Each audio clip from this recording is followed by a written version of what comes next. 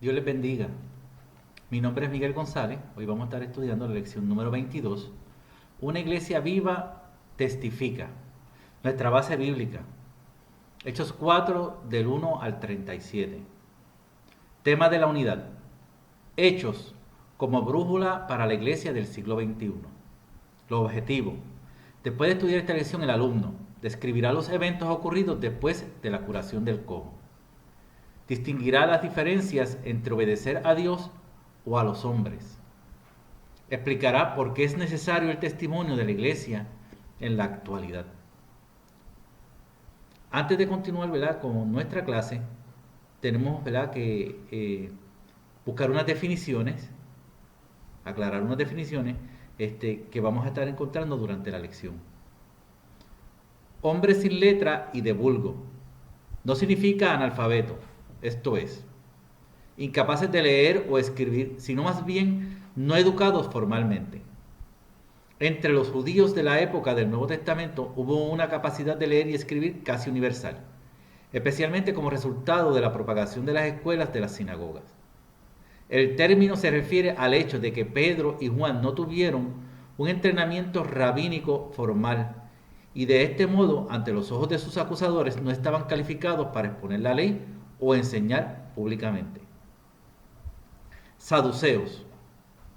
De acuerdo con la tradición, tienen su nombre de Sadoc, un sacerdote del tiempo de David. Eso aparece en 2 de Samuel, capítulo 8, versículos 17. La teología saducea se fundamenta en su adherencia a la Torá, sobre las demás escrituras hebreas, los profetas y los escritos. Los saduceos eran racionalistas y no creían en lo sobrenatural, además de negar la inmortalidad y la resurrección. El centro de acción era el templo, y la mayoría de los saduceos eran sacerdotes y prácticamente desaparecieron después de la destrucción del templo judío en el año 70 después de Cristo. Jefe de la guardia del templo. Los sacerdotes estaban organizados en 24 divisiones que servían en el templo, bajo un sistema de turnos. Lucas 1:8. Los sacerdotes y los levitas ministraban durante los sacrificios de la mañana y la tarde. El jefe de la guardia del templo era un sacerdote encargado de la fuerza de vigilancia, y su autoridad estaba inmediatamente por debajo del sumo sacerdote. El orden en el templo y las cercanías. A menudo Lucas se refiere al jefe de la guardia del templo y de los oficiales. Hechos 5:24, versículo 26, Lucas 22, 4 y 52. Caifás era el sumo sacerdote, el mismo de la pasión de Cristo, Juan 18:13. Caifás era yerno de Anás. Anás, presidente emérito. El concepto de piedra angular o piedra base se deriva de la primera piedra en la construcción de una base de una cimentación de albañilería. Importante, ya que todas las otras piedras se establecerán en referencia a esta piedra, lo que determina la posición de toda la estructura. Torá se refiere a la instrucción en la voluntad del Señor. En el judaísmo vino a significar específicamente la ley de Moisés, pero se podía referir también a las enseñanzas de los profetas, como se utiliza en el judaísmo rabínico posterior y en el Nuevo Testamento. Aristocracia, clase social formada por las personas que poseen títulos nobiliarios concedidos por el rey o heredados de sus antepasados. Estas son más o menos, ¿verdad?, las definiciones que pudimos separar. Vamos a comenzar nuestra clase, ¿verdad? La primera parte, Pedro y Juan ante el Sanedrín. Nuestra base bíblica para esto es Hechos 4 del 1 al 22. Parte A, la razón del arresto, Hechos 4 del 1 al 7. Voy a estar leyendo, ¿verdad?, las bases bíblicas. Y dice así: todavía Pedro y Juan estaban hablándole a la gente cuando llegaron los sacerdotes con el jefe de la guardia del templo y con los saduceos. Estaban enojados porque Pedro y Juan enseñaban a la gente y decían que la resurrección de los muertos había quedado demostrada en el caso de Jesús. Los arrestaron y como ya era tarde los metieron en la cárcel hasta el día siguiente. Pero muchos de los que habían escuchado el mensaje creyeron, y el número de creyentes, contando solamente los hombres, llegó cerca de los 5,000. Al día siguiente se reunieron en Jerusalén los jefes de los judíos, los ancianos y los maestros de la ley. Allí estaban también el sumo sacerdote, Anás, Caifás, Juan, Alejandro, y todos los que pertenecían a la familia de los sumos sacerdotes. Ordenaron que les llevaran a Pedro y a Juan, y poniéndolos en medio de ellos, les preguntaron: ¿con qué autoridad o en nombre de quién han hecho ustedes estas cosas? Los primeros impedimentos, barreras en contra de la misión de la iglesia primitiva, eran de origen religioso, interno y no de afuera. Los saduceos constituían una minoría. Sin embargo, eran una aristocracia rica y de gran influencia tanto en el templo como en el gobierno. El milagro los molestó mucho por varias razones. En primer lugar, los saduceos resentían que los discípulos estaban enseñando como si fueran rabíes. En segundo lugar, no creían en la resurrección, que era uno de los énfasis en el mensaje de Pedro. En tercer lugar, y probablemente la causa principal de su intervención, pensaban que Pedro revolucionaba al pueblo y ellos trataban de mantener relaciones amistosas con los romanos para poder conservar sus riquezas, comodidad y prestigio. Los saduceos eran más dados al poder político. La respuesta de Pedro, parte B, la respuesta de Pedro, Hechos 4, del 8 al 12. Base bíblica. Pedro, lleno del Espíritu Santo, les contestó: jefes del pueblo y ancianos, ustedes nos preguntan acerca del bien hecho a un enfermo, para saber de qué manera ha sido sanado. Pues bien, declaramos ante ustedes y ante todo el pueblo de Israel que este hombre que está aquí, delante de todos, ha sido sanado en el nombre de Jesucristo de Nazaret, el mismo a quien ustedes crucificaron y a quien Dios resucitó. Este Jesús es la piedra que ustedes, los constructores, despreciaron, pero que se ha convertido en la piedra principal. En ninguno otro hay salvación, porque en todo el mundo Dios no nos ha dado otra persona por la cual podamos ser salvos. Al día siguiente del arresto, aconteció que se reunió el tribunal compuesto de gobernantes, ancianos y escribas. Estos son tres grupos. Constituían el Sanedrín, la Corte Suprema de los Judíos. Este Consejo Superior, compuesto de 71 miembros, en recuerdo de Moisés y los 70 ancianos, ¿verdad? Puede utilizar como base bíblica números 11, 16 y 17. Tenía la autoridad no solo religiosa, sino civil, hasta donde les permitía el gobierno romano. El grupo de gobernantes o sumos sacerdotes era el cuerpo representativo de la aristocracia sacerdotal. Es decir, los saduceos. Los ancianos, el segundo grupo, eran los hombres respetados de la comunidad y podían aportar una buena contribución en cuanto a los asuntos públicos. El tercer grupo era el de los escribas o doctores de la ley, pertenecientes en su mayoría a los fariseos. Pedro sabía que este grupo era el mismo tribunal que había sentenciado a Jesús a muerte y que en este momento arriesgaba su vida. Sin embargo, Pedro fue audaz. Estaba firme en que proclamaba una certeza verdadera. Nadie le podía quitar su fe en que Jesús había resucitado y estaba presente en esta obra poderosa. Su autoridad era el Cristo exaltado y no el Sanedrín. Aquí se ve una audacia valiente y calculadora que conoce el peligro y no se acobarda. Pedro proclama a Jesucristo como la piedra angular desechada por ellos y que pasó a ser la piedra principal y más importante. Salmo 118, 22 dice así: la piedra que desecharon los edificadores ha venido a ser cabeza del ángulo. Jesús es la piedra angular que los líderes religiosos rechazaron, pero que Dios escogió destinados desde antes de la fundación del mundo para edificar su casa. Primera de Pedro, del 1 al 21, dice así: sino con la sangre preciosa de Cristo, como de un cordero sin mancha y sin contaminación, ya destinado desde antes de la fundación del mundo, pero manifestado en los posteros tiempos por amor de vosotros, y mediante el cual creéis en Dios, quien le resucitó de los muertos y le ha dado gloria para que vuestra fe y esperanzas sean en Dios. Amén. Un templo de piedras vivas. Podemos estar seguros en él. Nuestro cimiento firme, un arco, tiene una piedra en el centro que une el arco, que es la que soporta el arco y todo lo que se construya. Pues esa es la piedra angular. Cristo no puede faltar en mi vida. Sin él mi vida no se puede sostener. Pedro afirmó que solo se puede obtener la salvación a través de nuestro Señor Jesucristo.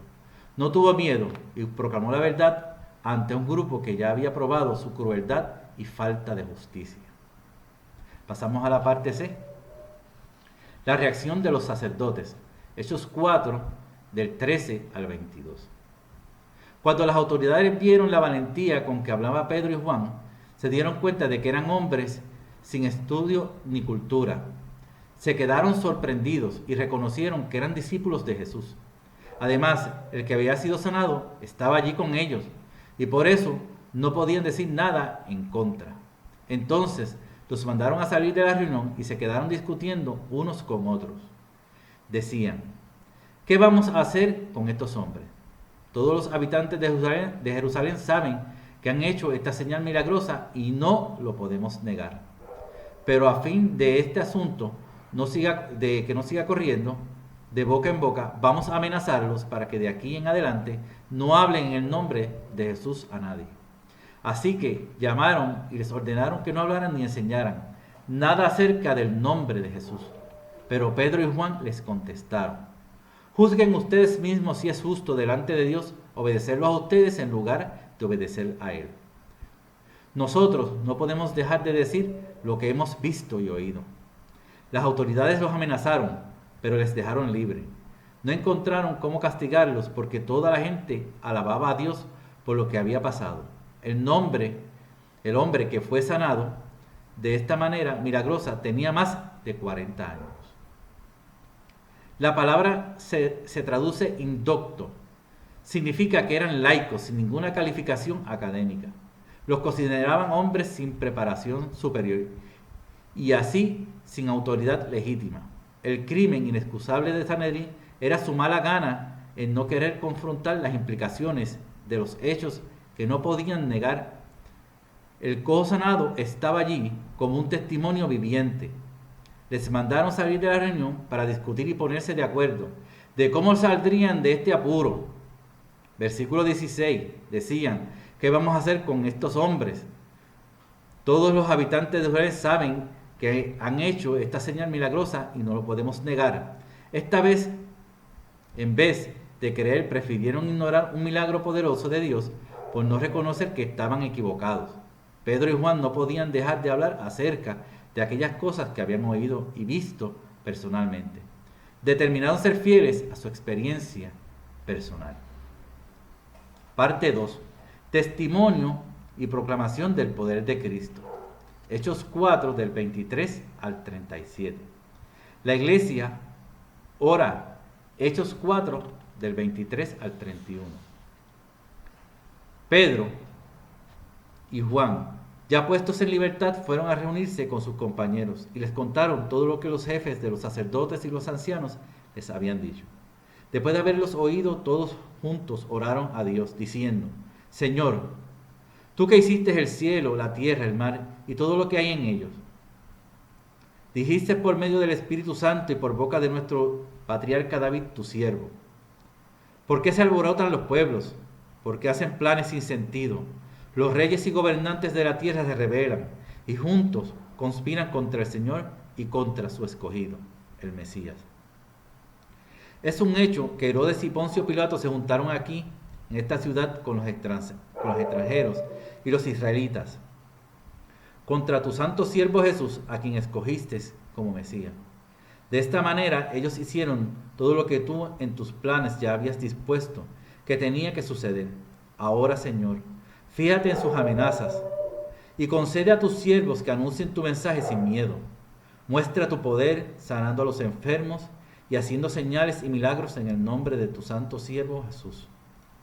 Cuando acabaron de orar, el lugar donde estaban reunidos tembló, y todos fueron llenos del Espíritu Santo, y anunciaban abiertamente el mensaje de Dios. Amén. La oración es hablar con nuestro Padre amoroso y fiel. En nuestra oración podemos presentar nuestras preocupaciones, nuestras inquietudes. Podemos dar gracias por las hermosas bendiciones recibidas de nuestro Padre. Podemos pedir perdón y misericordia. Podemos adorar, podemos alabar su buen nombre. La Biblia dice que debemos orar en todo tiempo. Filipenses 4, del 6 al 7 dice: por nada estéis afanosos, sino sean conocidos vuestras peticiones delante de Dios en toda oración y ruego, con acción de gracias. Y la paz de Dios, que sobrepasa todo entendimiento, guardará vuestros corazones y vuestros pensamientos en Cristo Jesús. Primera de Juan 5:14 dice: y esta es la confianza que tenemos en Él, que si pedimos alguna cosa conforme a su voluntad, Él nos oye. Romanos 12:12: gozosos en la esperanza, sufridos en la tribulación, constantes en la oración. Efesios 6:18: orando en todo tiempo, con toda oración y súplica en el Espíritu, y velando en ello con toda perseverancia y súplica por los santos, por todos los santos. Número 1. Oraron con unanimidad. Unanimidad quiere decir movidos por el mismo propósito e interés. Estaban tan animados por el valor que demostraron Pedro y Juan ante las autoridades, que ellos también quisieron imitarlos. Cuando hay unanimidad, no hay división, no hay pleitos, celos, ni contiendas, que impiden que Dios obre poderosamente en la iglesia. 2. Oraron con discernimiento. Supieron discernir lo que decían las Escrituras en el Salmo 2, 1 y 2, en relación con el rechazo hacia la iglesia. También supieron discernir las circunstancias que estaban viviendo, cuando las oraciones tienen que ver con los intereses de Dios y no los nuestros. Dios bendice. Parte 3. Oraron en forma definida y concreta. Ellos no pidieron que cese la persecución o que pudieran escapar ilesos a algún lugar seguro. Hay 3 peticiones concretas que ellos hicieron. Primera, que fuesen dotados de poder espiritual para afrontar la persecución. Segunda, que el Señor se hiciera cargo de la situación mientras ellos seguían testificando. Tercera, que el Señor los use como instrumentos de bendición hacia quienes les persiguen. Oraron arriesgadamente. Por amor a su Señor no vacilaron en arriesgar sus vidas. Lo que pedían les involucrara en mayores peligros y riesgos. Estaban dispuestos a ser leales y a darle su vida por quien la dio primero si era necesario. Y última parte, y con esto concluimos. Oraron exitosamente. Dios contestó maravillosamente y con poder sus oraciones y comenzaron a hablar con de nuevo la palabra. Glorificado sea el dulce nombre de Jesús. La oración es importante, ¿verdad? Porque nos lleva delante de la presencia de nuestro Señor. Hasta aquí mi clase. Que el Señor les bendiga mucho.